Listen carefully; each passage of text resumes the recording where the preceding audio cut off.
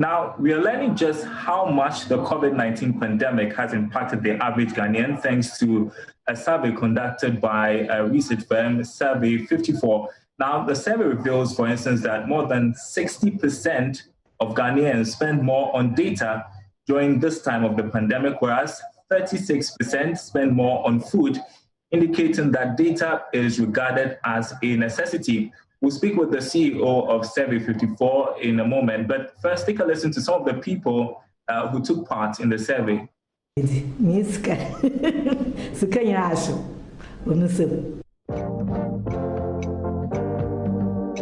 a tour guide. I'm a tour driver. I'm a hairdresser. A dance instructor and a cinematographer. I'm a model. I'm a young artist. I'm a student. MC for events and a waiter as well. I'm a painter. And I'm a cleaner with school. How has COVID-19 affected your livelihood? Before the COVID-19, I think business was booming for we, the Uber drivers. You know, things were going on good. Talking about financial stuffs, everything was fine. Parties, weddings, and funerals. Organize social dance nights, perform at events, parties. After maybe 3 months, I traveled to South Africa. I worked with my agency over there for another 3 months, then back.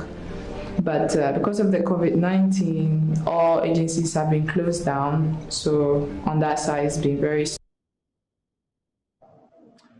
fascinating stuff. I'm joined via Zoom by the CEO of Survey54, Stefan Eisen. Great to have you on our program this morning. So real fascinating stuff. Thank you. From your survey indicating that people spend much more on this. Yes. Tell me about some of the things that you found out in terms of consumer spending. Perfect. No, well, thank you very much, Dan, for having me on the show. Really appreciate it. So some of the interesting things that we've actually found out. So we surveyed 1,000 Ghanaians across different demographics, and we found out like 46% indicated that they're spending less on groceries because of financial constraints, but they're spending much more on data. But then what we actually did find out is what they're actually spending on. So some of the essentials was stuff such as rice and gari as well. But then also 60% said they're spending more on data and online learning also, which was really interesting.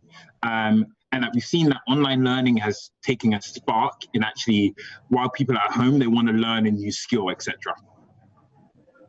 Okay, now, so despite the pandemic, the survey knows that Ghanaians remain optimistic.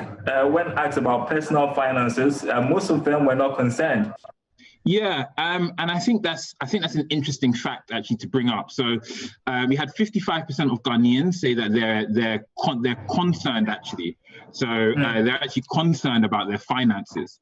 But what's interesting is Ghana, compared to other African countries such as Kenya, South Africa, and Nigeria, found that actually 94% of those were concerned much more than Ghanaians. And I think this is down to a few things, such as Ghanaians said that they actually got help from their local church or local groups that actually helped financially, which was really interesting comparative to Kenya, South Africa, or Nigeria. So Ghanaians felt that they were much more in a better financial position during the pandemic. And what has been the response to our government's approach? Are people confident about government's handling of the pandemic?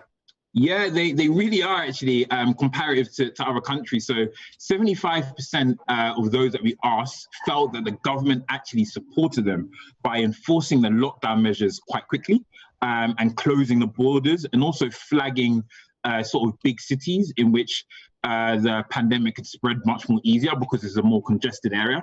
But then also 83% felt that they were well informed about what was going on, about the updates, about the numbers, essentially. So they really feel like the government has supported them.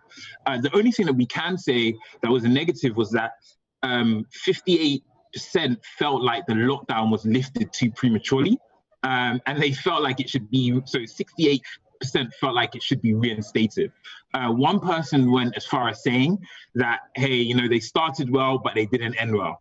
And I think that's interesting, and I guess it will be interesting to see how this plays out in the next couple of months and weeks. And I can understand why people are quite unhappy that the lockdown was lifted quite early, because right now our case count stands at 15,000 and still counting. Yeah. Yes, it's the reason why people are concerned. So based on your findings, what recommendations are you making? Yeah, so we wouldn't make recommendations to the government as such, but it's more so around businesses, right? We as Survey54 are a voice to the people, right? We want to make sure people have a platform to share their voice and share their opinions.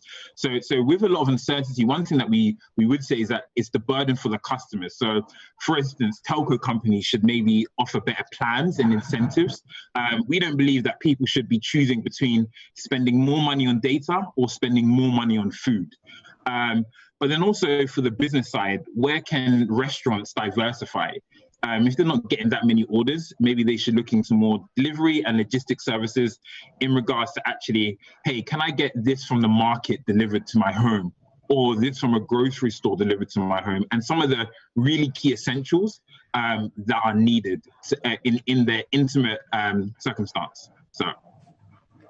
Great stuff, Stefan. Like you point out, this is great insight, not just for individuals, for the government, but also for businesses who are at this time planning what to do as we continue to deal with the pandemic.